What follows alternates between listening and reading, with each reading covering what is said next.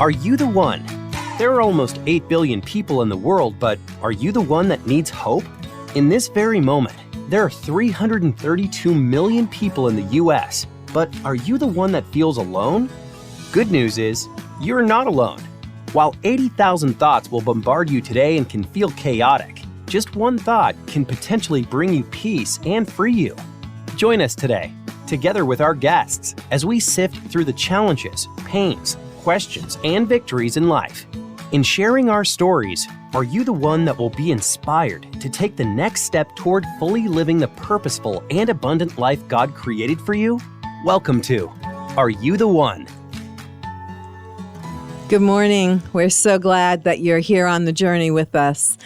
And today is a really special day for me because one of my dear friends, Margaret Carter, is here with me. Yay. Yeah. And we're going to listen to Margaret's story. And then I think we're probably going to be talking about something, honestly, that you don't hear people talk about very much, especially in the Christian community. And that's about race relations. And that's about what the church really, what's going on, God? Yeah. What's going on? But first, I really want you to get to know Margaret because she has an amazing story of how God has redeemed so many things in her life. And so I'm just going to pass the baton over to you, Margaret. And thanks for being my guest and my friend. And thanks for just being on the journey of life with me because you're such an awesome woman. Thank you, Miss Trish. So I'm gotta breathe, because I just want to thank you so much. Thank God for even just choosing me in the first place to be this person of being able to be restored and redeemed in a life of challenge and dedication, because this is not an easy place to stand, but it's not so difficult because Christ is a place of comfort. I don't really know, I have so many things going on in my brain right now at once, but, just to be able to just share my story is a gift and an honor. And I thank you, Trish. It would have been a little simpler if I would have had my lady Jennifer in here with us because she asked me the question, but her question was, how did I get here? Yes. And how did we intersect? How did I meet Trish? And so that's a simple question. I met Trish around 2011 at Christ Lutheran Church. And so and I was just coming off the back end of my own addiction. No, that's a lie. I was still in it, but 2009. So I was sober 2000, but I was just coming in off the back end, pretty much. But I met her at Christ Lutheran Church, and she was the state rep for Celebrate Recovery, and I went to her church, but I was doing a 12-step amends for myself, and I was on the 8th step, and I was doing my 8th step, and it just escaped my brain, but that's okay. I was doing my 8th step, which is making amends to such people whenever possible when you have harmed them. And I had done something in this part of my life where I had lied and cheated using the name of God. And I asked God, how was I going to make amends to the people? But how was I going to make amends to him? And he had told me to write down names and numbers of strangers. Just like I went to strangers to get money to use for drugs in his name, he told me to write down names and numbers for strangers. So I did it, and I ended up, he called me at 3 o'clock in the morning after I got about 30 names. He told me to wait. He woke me up, told me to pray for them. And I was like, what? And so I just got on the phone. I called the first person I prayed, hung up. Next one prayed, hung up. And so that kind of became my walk towards making an amends. And then Trish had another event. There was a one-day summit, and then there was we heard about the Saddleback Church Summit, and I ended up hitchhiking my way to Saddleback Church. And by this time, I had become a member of First New Life Church. And I want to be honest, I'm not a person, my faith walk has been since I was about 7 years old. And I got baptized when I was 13, but I wasn't churched. So I had attended several churches, and I had attended some churches while incarcerated, which is another journey. And I had known and heard God's voice most of my life. That was because of the journey of being. I was molested from the age of 7 to 17. I had 2 kids in high school, graduated on time. Still, I'm proud of. I say these things in a negative, positive because I want people to understand me. I'm not always the person, woe is me person, because with blessings come persecutions. And so my kids are great blessings and great challenges. And so Welcome to parenthood. Yeah. So, but I'm grateful to that. And God is a promise keeper. And so I say that, but I'm going to jump forward now and talk about the saddleback, the Celebrate Recovery, and the making amends. And he did that, and I ended up doing that prayer and getting to the summit, hitchhiking, meeting Pastor Rick, Pastor John, and all of them. And it wound up that I ended up with 777 names. And I had to reach out and pray for every single person. And I never thought before today, what was the most impactful moment? Thanks, Jennifer, for asking me that question. In that process of making an amends in that way, and it was something about, because I never was, I didn't in the active use and the active participant of knocking on your door and asking you for money in the name of Jesus and children of the Forgash house. So I think that's why I have this job now. But I didn't really worry or care about what your life was about. I just wanted what I wanted when I wanted it, so I could do what I wanted to do when I wanted to do it. And thank you, peace out, deuces. So God had me pray, just pick up the phone, say a prayer whenever time it was.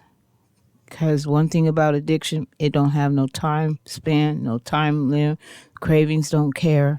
None of that matters to you, to the body, to the mind, to the spirit, when it wants something. And my addiction to the crack was 18 years. And so for that, and I'm thankful. There's a lot of things I didn't do, but there's a lot of things that I did that I'm not proud of course. But so with that, my 8th step was to make amends to God for using His name to scam people out of money, and I'm sorry, Lord. But I'm walking in forgiveness of that one. Because after he was happy with the 770 names, and I prayed over those names and called people and prayed over them, and he finally said, one day he said, okay, thank you, you're done. Wow.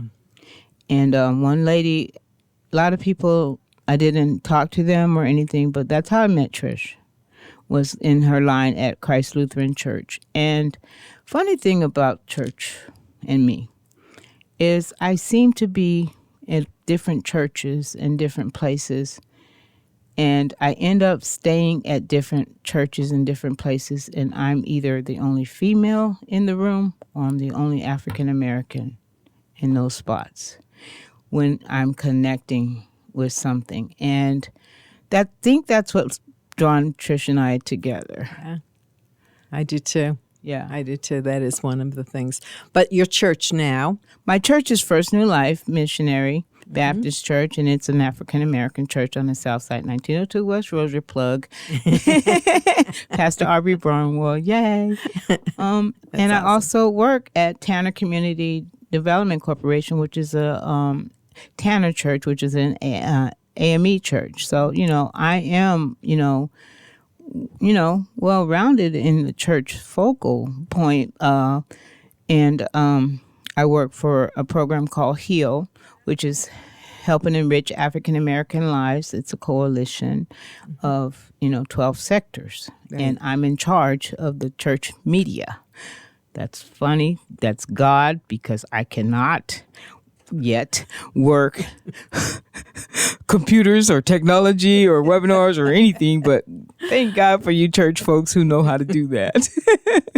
That is very true. And look what you're doing right now. I know. And maybe this is you're in charge of the media. Only week one, go do a podcast. That's awesome. He's so funny. Yes, he is. He has a funny way of doing things too.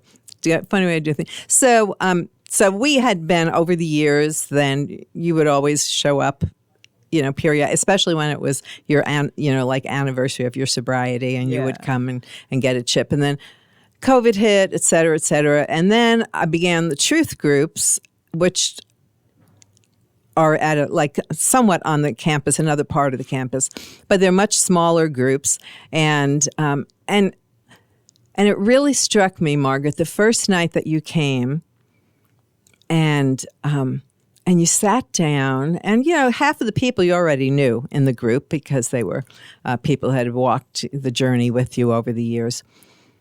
But you sat there and you talked about the fact that here I am sitting again in a room full of people. I'm the only African American. Mm-hmm. And it was Martin Luther King, the week of the... Was it the week of... JFK, yeah. Okay. I mean, not JFK, Martin Luther King Day. Yeah. Because we were talking about freedom. Oh, yeah. Yeah, and you asked us, what does freedom mean? And I said, well, it's ironic that I get to say freedom means that I get to share whatever I'm sharing or whatever I'm feeling in a room full of you people. And then we don't say that really, but I get to say it, and I know that I can leave and I'm safe. Right. And loved. Yeah. Yeah. And it really stayed with me because I've known you all this time. And I know, it sounds, people going to be, really, you actually do know she's black. Of course I know she's black, okay? But the truth is I don't see you that way, right? I just see you, you're Margaret. You're, so intentional about, following this journey. And Margaret's the one, when she talks, I lean in to hear what you're going to say, partly because you're a much quieter speaker. People don't believe that. Right? And so, but the other part, because you usually have something really rich, and I like to kind of lean in to hear what you have to say.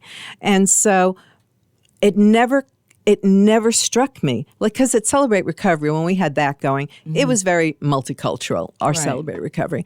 But there, sitting in the truth group, all of a sudden, I heard you say that, and this whole thing started blowing up inside of me about the church. And you go to an African American church, and here in the truth groups, and it's, for the most part, it seemed like it was all white, and then just kind of looking around at the body, and what are we doing? What are we doing that is, number one, making us way less effective? Right. And that's kind of using CR as the mainstay, it's kind of have brought an open door for the cultural communities piece to come about, because even that, it's all over the world, it's everywhere, but it still was kind of them people, those people, and our people. And this is the only way I can share it, you guys. And so it's kind of like us and them, and still, even in 2023, it's still an us and them piece, because even in the African American church, when I say Celebrate Recovery, and people are hurting, because now, you guys, I went from an addict to a counselor with a master's degree, and I'm in recovery, and I do Celebrate Recovery groups and meetings and trainings. But when I say 12-step, they say, "Oh no, I don't need that." Oh no, you can talk to me here, but no, I don't want to do that. Right. Okay, so it's still us and them, even in our thing. But then if I they want, well, do you have a group for grandmothers or families. I was like, yeah, it's called adult child and family dysfunction, and you can come to this, and they're like, oh, no. But then That's not the right label. That's not the right what I label for wanted me. to do. Right? So we still have that bias in our minds that prevent us from opening up our hearts to come together, to connect, to let the pain be corrected. Yeah. And we're challenged with that in the African American church, and that's one part where we're struggling with that. When in the white churches, you're not struggling with what? With the counseling. And, okay, yeah. And so there, you say the difference. What's the difference? You guys will seek counseling. We will run from counseling. And ours is the pastoral piece where we can go to the pastor, we can talk to the pastor, but we don't want to go and let everybody else know that we're hurting. Right. So the difference in going to a recovery meeting as opposed to like going one-on-one to just in the church pastor. itself, thinking about what's the difference in your church and my church is precepts. Yeah, but here's part of that too. There's so much richness on both sides of this, and we're missing out by not coming together more. I think about you sitting in that truth group on MLK Day that night, or it was the night before or after, whenever it was, and it was probably before or after. No, it was Monday because it was Monday. It was the forgiveness group. Okay, so that was, and then you brought a truth about forgiveness, speaking about that here in this group of we all MLK doesn't belong to the African American church. Mm-hmm. Okay, right. He belonged to everybody. That God was using him for everybody. Right. Well, it was something that you brought in because you sat down in that group and you spoke about it. And there were, and there's just so much that we're missing out on because we're still so divided. And I love that you also said, and within the Black church, we're divided between, those people, recovery people, and the others who won't, Well, and I don't really want to throw him under the bus, but I do appreciate that he let me share it, is Mr. Frank. He was the one that was like, oh, wow. Because this is what Martin Luther King was talking about. Freedom, free at last, thank God Almighty, I'm free at last. However, there's pieces he would still be marching down Selma for today. Mm-hmm. And that's kind of what we're here today. We're still wanting us to say, yes, but God, Yeah, we're supposed to be the body. Do? Yes, how can we change this? Yeah, what more can I do? What more should we do? Right. Because it's the Isaiah. If my people who are called by my name shall humble themselves, kneel and pray, I will heal their land. And I will hear from heaven and I will answer them. I paraphrased it, so let me put that straight, Pastor. And I will hear from heaven and I will heal their land. And not people. And he says, if my people, but we the people are the church. Yes. Not the color. Not the name, not the Lutheran, not the Catholic, right. Not the not the Protestant, not the Jehovah, all of that. And that's kind of what we have to get, that one mind, one body concept under control so that we can become stronger, united as God intends for us to be. Yes. Our focus needs to become single-minded towards God together.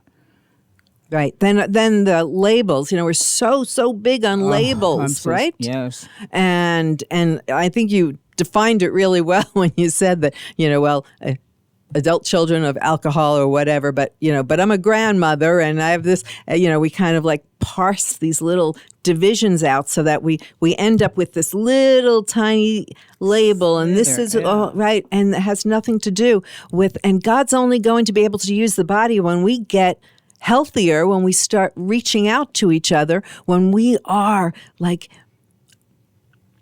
I last year, National Day of Prayer, and it was great. We had a great, response of people that were praying and stuff in churches all around. But here's what, when you spoke, I was thinking, so why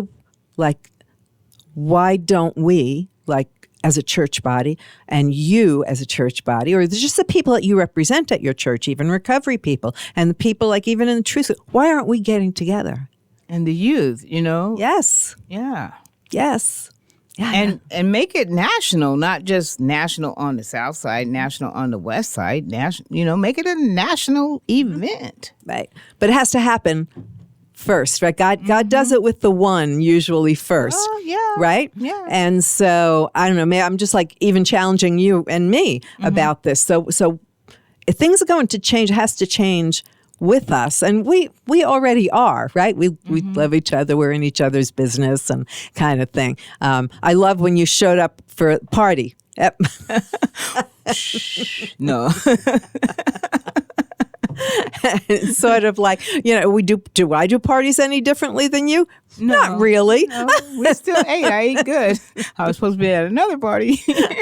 I won that day. You came to my party first. We held on to you. But it's that kind of thing, like getting in each other's lives a bit. And maybe it begins by coming together and actually saying, like, reaching out to the other church or to the other group and saying, like, can we get together? I appreciate you mentioning that, because one of the pieces and the things that I personally do struggle with is acceptance. And so realizing and understanding that until I realize how to accept me personally, who I am or how I am, I have I'm challenged by accepting other people accepting me.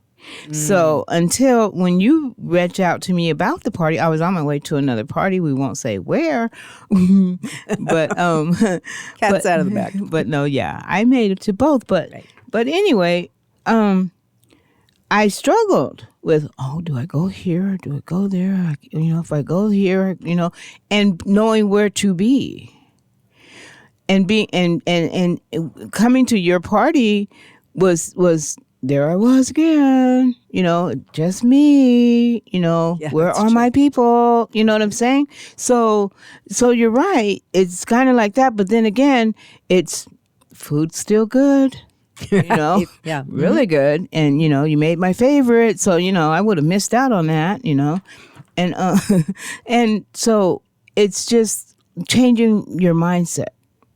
It starts with the mind, that Joyce Meyer's battlefield of the mind. Or you have to change that mindset. It is a changing of the mind that changes the heart, and they say out of the heart, the mouth speaks, but out of the mind, the heart feels. And making that change is how you stay connected. Yeah. You get connected in your mind or disconnected in your mind because our perception of what someone has put in us or told us we should be or where we shouldn't be is been ingrained in us for years and generations and centuries, that now we are struggling with coming back together because our minds have been put this board between us. Now we have to come together because our hearts, God is saying no, but love, and love never fails. Amen. Right. So love never fails. So we have to grab onto that piece. Absolutely. We only have a minute left here, but I want to I was going to say, so Margaret, talk to somebody about this, and what would you do? But honestly, I think I did. I think you did, and I think we actually spoke to each other in we're going to take a step on this. Yeah. We're going to take a step between you, not just for you and me, because we're good, but between our peeps, right? Yeah. And do something. And I guess my challenge are you feeling separated, isolated? You feel like this race thing hasn't really changed Like, be part of the solution. And there's somebody that you can reach out to. There's somebody that you know. And I believe starts one-on-one. And that's how God does it. And so be part of the one-on-one. I mean, that is our journey. And my encouragement is that's your journey too. Yeah. Thank you for being with us here on Are You the One? God bless. Amen.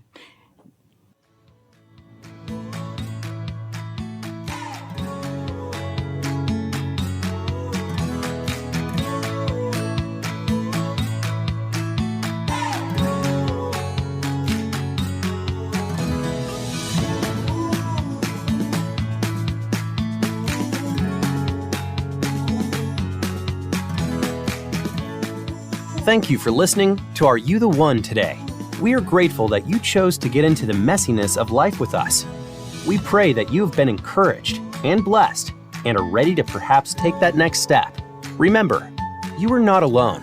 Please visit our website, areyoutheoneshow.com, for resources and reinforcements to help you navigate your way to the heart of God and His great plans for your life. Join us again next week as together we dive into the deep end of life's issues on Are You the One?